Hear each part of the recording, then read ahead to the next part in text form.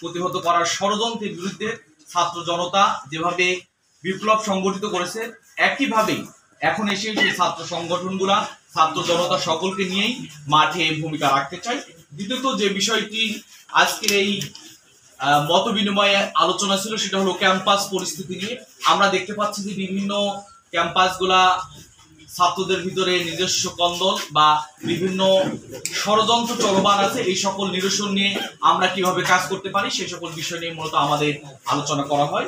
এবং গুরুত্বপূর্ণ একটি ইস্যু ছিল যে ছাত্র সংসদ নির্বাচন এবং দেশে ছাত্র রাজনীতি নিষিদ্ধ নয়, বরং ছাত্র রাজনীতির সংস্কার করা এবং সেই সংস্কারটা কিভাবে হতে পারে তার প্রাথমিক আলোচনা বা মতামত আমরা পেয়েছি, আলোচনাগুলো আসছে।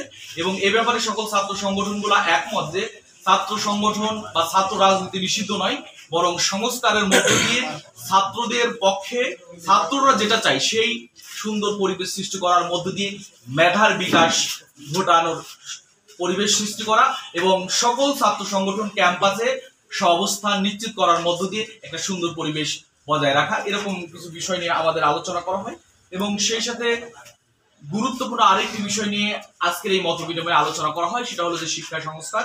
শিক্ষা ব্যবস্থার যে ত্রুটিগুলো আছে, আমাদের শিক্ষা ব্যবস্থা আধিপত্যবাদীদের অনুকূলে গড়ে উঠেছে এবং আমাদেরকে মেরুদণ্ডহীন হিসেবে গড়ার যে ষড়যন্ত্র করে আসা হয়েছে তার প্রতি উত্তরে শিক্ষা সংস্কার কেমন হতে পারে এবং যে শিক্ষার মধ্য দিয়ে আমরা একটি সমৃদ্ধ জাতি গঠন করতে পারবো সে সকল বিষয় নিয়ে মূলত আজকের এই মত বিনিময়ে আলোচনা করা হয়।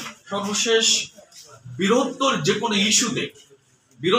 কোনো ইস্যুতে সকল ছাত্র সংগঠন এক, এ ব্যাপারে কারো কোনো দ্বিমত নেই। এবং যদি বলি এই প্রজন্ম আওয়ামী ফ্যাসিবাদের বিরুদ্ধে এক, এ ব্যাপারে আমাদের ছাত্র সংগঠন এবং ছাত্র জনতার ভিতরে কোনো বিভেদ নেই। এই সকল বিষয় নিয়ে মূলত দীর্ঘ আলোচনা হয়।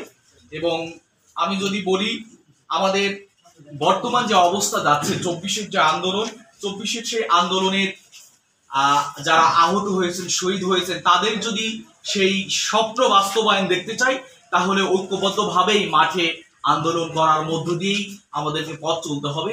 এবং আজকে ছাত্র সংগঠনের 34টিরও বেশি ছাত্র সংগঠন আসছেন, তারা তাদের বিভিন্ন মতামত পেশ করেছেন, যার মধ্য দিয়ে আমরা পরবর্তীতে আরো আলোচনার মাধ্যমে যেন সমৃদ্ধ বাংলাদেশ, ফ্যাসিবাদ মুক্ত বাংলাদেশ, দাসত্বের করাল গাছে যে ঘিরে রাখা যে বাংলাদেশ, সেই বাংলাদেশ আমরা যেন দাসত্ব মুক্ত বাংলাদেশ গঠন করতে পারি, এরকম সকল বিষয় নিয়ে মূলত আজকে আমাদের সকল ছাত্র সংগঠনের প্রতিনিধিরা কথা বলেছেন। সবাইকে ধন্যবাদ।